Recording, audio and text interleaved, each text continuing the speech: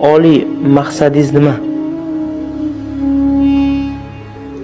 Xo'p, oliy maqsadim Bishr Hofiy degan bir vali zot o'tgan. Hofiy degan yalangoyoq degan.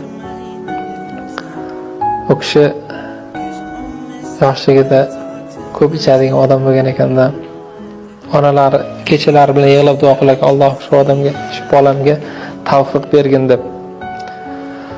Bir kuni mast holatda yo'lda chayqalib kelayotsa, yomg'ir yog'ayotgan bo'ladi, yerda loyga balchiqqa botib bir mato turgan bo'ladi. Shunda olib qarasa, kalima shahodat yozilgan bir mato ekan.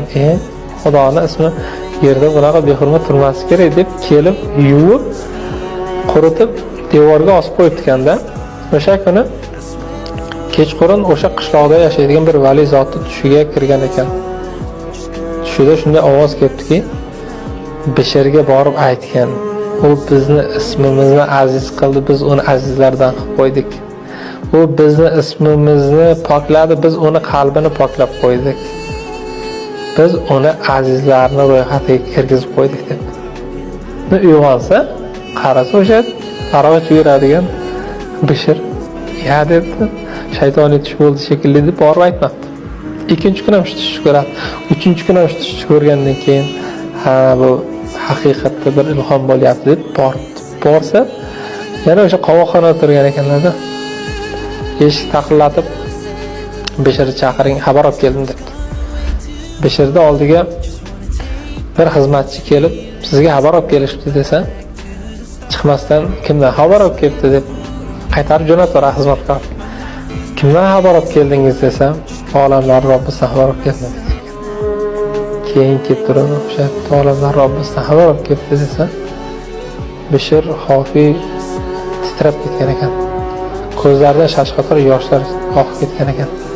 "Endi tamom bo'ldim" dedi. "Hozir meni itob qilishadi" deb oyog'iga ham kiymasdan yalangoyoq holatda eshikka qarab chopdi. Eshikka kelsa, haligi kishi aytdiki, "Ey Bishr, senga xushxabar bo'lsin. Sen Robbingning ismini poklagan ekansan, u seni qalbingni poklab qo'ydi. Sen uni ismini aziz qilgan ekansan, u seni azizlardan qildi" deb xushxabarni aytsa, shuni orqaga qaragan ekanda,